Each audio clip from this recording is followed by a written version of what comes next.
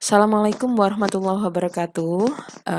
Oke, kali ini kita akan belajar mengenai dasar-dasar dari uang dan sistem keuangan. Jadi masih dasar, untuk nanti materi yang lebih detail itu akan kalian dapatkan di Ekonomi Moneter 1. Ini ada beberapa yang kita bahas, yaitu maksud atau definisi dari uang dan fungsinya, kemudian money supply, kemudian demand for money, dan financial system termasuk financial intermediaries dan money supply, kemudian financial market dan market for loanable fund atau pasar utang. Jadi ini masih dasar, mungkin tidak terlalu detail.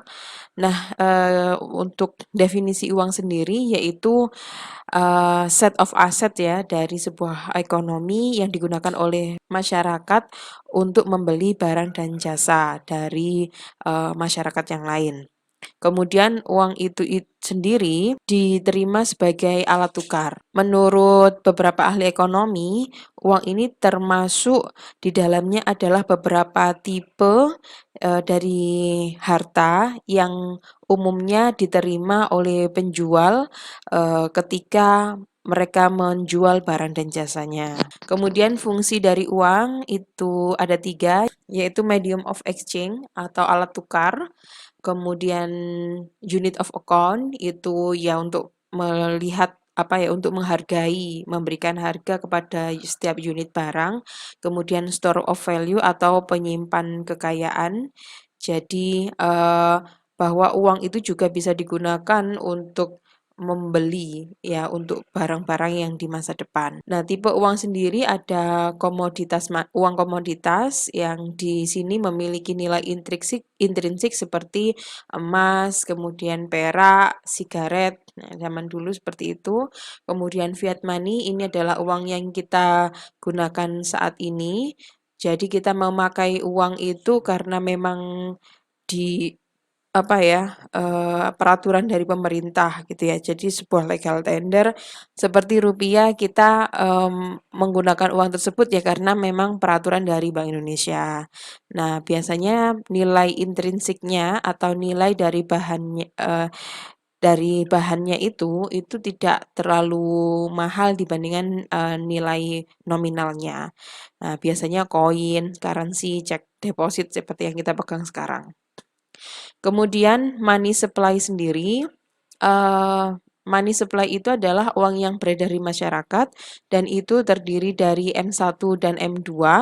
Jadi mungkin bisa kita lebih detailkan ya untuk kasus Indonesia biar kalian punya gambaran. Jadi uang beredar atau money supply ini merupakan kewajiban sistem moneter dari bank sentral, bank umum, dan bank perkreditan rakyat. Ya, jadi semuanya sistem diperbankan. Bank sendiri itu kan ada bank sentral, ya. Bank sentral itu yang mengatur sistem moneter gitu kan. Dan kemudian ada bank umum, setelah itu ada bank perkreditan rakyat. Terhadap sektor swasta domestik tidak termasuk pemerintah pusat dan bukan penduduk.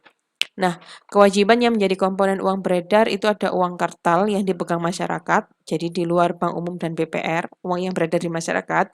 Kemudian uang giral, uang kuasi yang dimiliki oleh sektor swasta domestik, dan surat berharga selain saham yang diterbitkan oleh sistem moneter yang dimiliki sektor swasta domestik dengan sisa jangka waktu sampai dengan 1 tahun. Nah, apa sih ya dari M1 sama M2 untuk kasus di Indonesia ini? M1 ini meliputi uang kartal yang dipegang masyarakat dan uang giral yang atau giro yang berdenominasi rupiah. Jadi yang tidak berdenominasi rupiah tidak masuk dalam JUB atau jumlah uang beredar.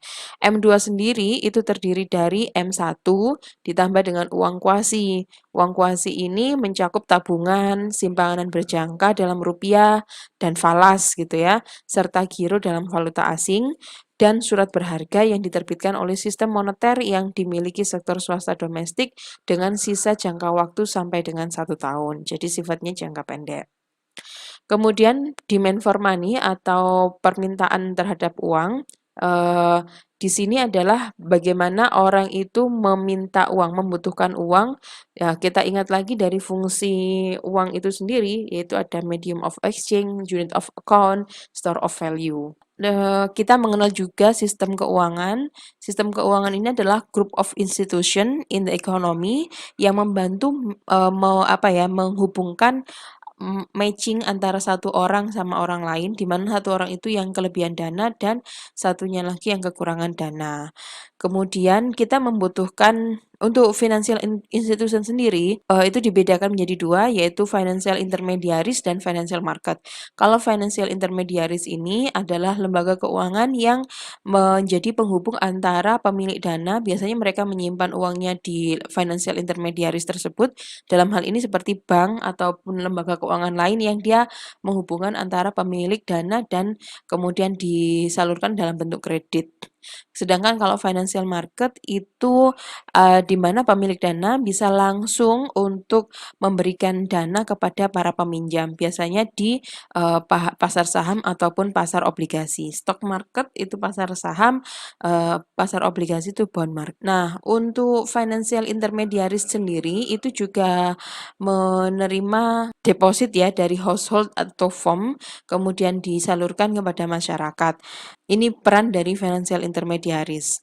Nah, untuk, jadi kalau bank itu menerima dana dari masyarakat itu kan tidak semuanya langsung disalurkan gitu ya, pasti mereka melakukan reserve. Nah, reserve ini, atau cadangan ini memang diwajibkan oleh Bank Indonesia atau Bank Sentral, mungkin kalau kalian kenal, itu familiar disebut dengan giro wajib minimum kayak gitu. Jadi reserve inilah yang nantinya bisa menjadi multiple deposit atau multiplier money creation kayak gitu. Jadi berapa uang yang beredar di masyarakat itu sangat bergantung kepada berapa besar kecilnya reserve yang ada di bank sentral. Nah, ini ya yang saya sampaikan tadi kalau dari bank sentralnya sendiri itu mereka memiliki reserve ratio atau giro wajib minimumnya. Berapa persen ditentukan untuk bank umum ataupun BPR dan seterusnya. Nah, bagaimana sih uang itu bisa berkembang gitu ya, bertambah dengan sistem fractional reserve banking ini. Jadi ketika bank itu menyalurkan dana ke masyarakat, kemudian juga menyimpan dana ke bank sentral, maka sebenarnya di situ adalah penawaran uang atau jumlah uang itu mulai berkreasi atau meningkat kayak gitu. Nah, ini bisa dijelaskan dari account dari perbankan ya, dari perbankan itu sendiri, mereka kan menerima deposit, kemudian mereka juga menyimpan dalam bentuk reserve, tidak semuanya disalurkan, kemudian sisanya itu baru dilendingkan kepada masyarakat. Asumsikan di sini reserve rasionya adalah 10%, misalnya kayak gini ya. Jadi kalau kita melihat neraca dari bank, bahwa kalau kita nabung itu menjadi sebuah liabilities atau kewajiban dari perbankan. Jadi itu bukan aset, tapi menjadi sebuah kewajiban. Misalnya terdeposit atau tabungan masyarakat itu terkumpul $1.000. Nah, dari $1.000 itu 10%-nya dicadangkan, kemudian sisanya 900 itu baru disalurkan kepada masyarakat. Nah, bagaimana dari neraca ini bisa membentuk sebuah money creation? Nah, kita bisa lihat di sini, misalnya nih dari yang bank pertama nih, katakanlah di dalam satu negara itu kita simplifikasi hanya ada 2 bank. Nah, bank pertama ini, dapat dana 1.000 seperti tadi, dicadangkan 100, disalurkan 900. 900 ini kan menjadi deposit dari bank yang kedua, kayak gitu kan. Kemudian, 900 ini 10%-nya di-reserve, loan-nya 810 dan seterusnya menjadi di bank 3 dan seterusnya. Kemudian kalau kita lihat di sini berarti jumlah uang beredarnya menjadi berapa? Yaitu 1.900 ya kan. Jadi dari di sini 1.000 kemudian ini ada 900. Lah, lalu bagaimana uang itu terus berkreasi. Misalnya kita sampai pada jumlah bank yang tak terhingga. Kan awalnya dari new deposit yang 1.000 tadi, dari reserve 100 gitu kan. 900 disalurkan ke sini. Kemudian sama seperti yang lain ini juga, maka sisanya 810 disalurkan dan seterusnya. Nah, ini kalau menggunakan sistem matematika yang menggunakan aturan matematika di mana kalau kita memiliki reserve segini 10%, maka berapa jumlah maksimum uang yang bisa dihasilkan itu adalah kita menggunakan rumus 1 per berapa reserve-nya dikalikan jumlah deposit awalnya, sehingga total ini akan menjadi 10.000. Nah, ini kan menggunakan rumus ini ya, 1000 dikalikan 1 ditambah 9/10, 9/10 kuadrat dan seterusnya. Itu kalau mentok ini akan menjadi, reserve-nya ini akan menjadi 1000. Kemudian ini uangnya menjadi 10.000 ya, seperti yang ada di dalam tabel ini, menjadi 10.000.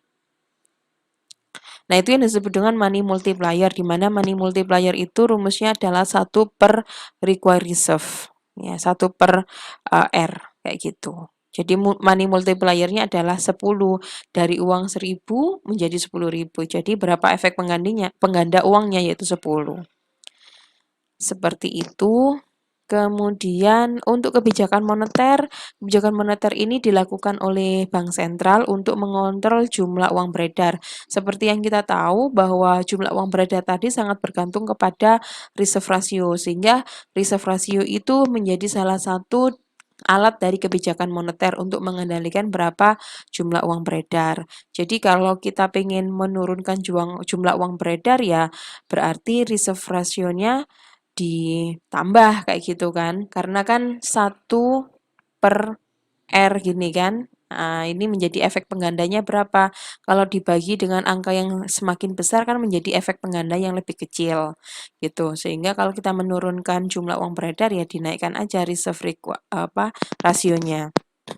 Nah, beberapa instrumen kebijakan moneter diantaranya ada open market operation atau menjual surat-surat berharga, kemudian reserve requirement tadi cadangan wajib minimum, dan discount rate atau menggunakan suku bunga.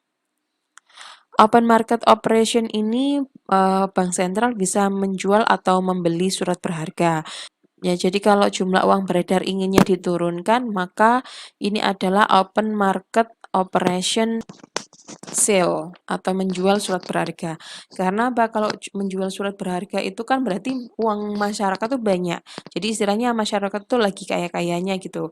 Terus pemerintah atau dalam hal ini adalah bank sentral menjual surat berharganya, maka harapannya masyarakat tidak lagi pegang uang cash tetapi memegang surat berharga. Sebaliknya kalau ingin JUB dinaikkan, maka di sini pemerintah atau bank sentral akan membeli open market operation purchase gitu ya, jadi membeli. Harapannya ketika membeli berarti masyarakat yang awalnya pegang surat berharga sekarang menjadi pegang uang kayak gitu. Reserve requirement tadi bisa menaikkan menurunkan seperti yang saya jelaskan sebelumnya. Kemudian discount rate atau interest rate itu adalah meningkatkan atau menurunkan suku bunga. Kalau JUB-nya ingin dinaikkan, maka suku bunganya itu diturunkan. Kalau diturunkan itu kan berarti apa ya, masyarakat itu kan malas untuk menabung karena return yang didapatkan sedikit sehingga mereka lebih memilih untuk pegang cash aja. Maka oleh karena itu kalau pengen meningkatkan jumlah uang beredarnya maka suku bunganya diturunkan. Sebaliknya kalau pengen JUB-nya diturunkan, maka yang dilakukan pemerintah adalah menaikkan suku bunga. Ya, jadi karena masyarakat udah terlalu banyak pegang uang cash nih, bunganya dinaikkan dengan harapan masyarakat mau menyimpan dananya di perbankan, kayak gitu. Ini adalah market for loanable fund, kita tidak terlalu detail untuk membahasnya karena ini masih di pengantar, nanti ada mata kuliah sendiri yang membahas ini. Jadi pasar hutang itu di sini kita bisa melihat pasar hutang itu adalah ini uang dan ini adalah suku bunga. Jadi kalau hutang itu kan sangat tergantung pada bunga ya.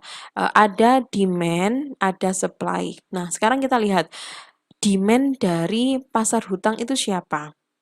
Demand dari pasar hutang itu tidak lain adalah pengusaha yang mereka memerlukan uang, ya kan? Perlu uang untuk usahanya, untuk bisnisnya. Sedangkan supply itu siapa? Pemilik dana, ya kan? Pemilik dana. Logikanya gini, kalau Anda sebagai pemilik dana, itu kan kalau suku bunganya naik kan Anda berlomba-lomba untuk menjual uang Anda istilahnya kayak gitu loh. Karena Anda pemilik dana gitu kan, oh mumpung mumpung interest rate-nya naik nih gitu ya, ayo siapa yang perlu dana kan kayak gitu. Sementara kalau dari pihak pengusaha atau demand dari, pasar hutang itu kalau suku bunganya masih tinggi, ya dia sedikit dong, dia butuh, hutangnya itu perlunya cuman dikit gitu, karena kan rugi aja kalau saya hutang dengan bunganya masih tinggi. Tetapi kalau bunganya rendah, maka saya, pengen dapat utang-utangan lebih banyak kayak gitu. Nah, ini yang perlu diingat dari sini ada national saving sama personal saving, private saving ya kalau kalian ingat. Nah, bagaimana sekarang dampaknya tax pada interest income, tax insentif. Jadi bagaimana dampak dari tax insentif? Kalau tax insentif untuk tabungan itu meningkat, jadi pajak terhadap tax insentif itu artinya kelonggaran pajak ya, kelonggaran pajak terhadap pemilik dana atau tabungan, maka ini akan meningkatkan jumlah tabungan masyarakat. Artinya kan kalau yang awalnya mereka deposito, pajaknya kena katakanlah 20% misalnya dari keuntungannya atau dari bunganya diturunkan, maka mereka akan berbondong-bondong untuk menabung kayak gitu. Dampaknya apa ketika jumlah, dana dari pemilik dana tadi dibanyakin kan akhirnya suku bunganya turun dengan asumsi permintaan terhadap, eee, hut apa, uang tersebut juga tidak terlalu banyak berubah. Sedangkan tax insentif untuk investasi, kebalikannya ini dari aspek pengelola dana ya. Dari pengelola dana, kalau adanya insentif pajak untuk investasi, maka permintaan terhadap uang tersebut meningkat. Nah, dampaknya adalah suku bunga naik. Ya kan kayak kayak misalnya apa ya, karena jumlah uangnya terbatas, tidak ada perubahan kan asumsinya konstan ya. Asumsinya konstan tapi banyak orang yang pengen dapat uangnya kan berarti kita naikin harga dong. Jadi harganya dari uang itu kan suku bunga, jadi naik. Bagaimana dampak dari government budget deficit? Kalau budget defisit berarti ya namanya juga perlu uang, artinya dari pemilik dananya terbatas, suplainya kan turun. Kalau suplainya turun sementara permintaannya tetap, maka suku bunga akan naik. Oke, seperti itu dulu mungkin untuk pertemuan ini. Memang masih sangat singkat dan masih semacam kulit ari. Untuk lebih detailnya nanti disambung di mata kuliah Ekonomi Moneter 1. Terima kasih atas perhatiannya. Assalamualaikum warahmatullahi wabarakatuh.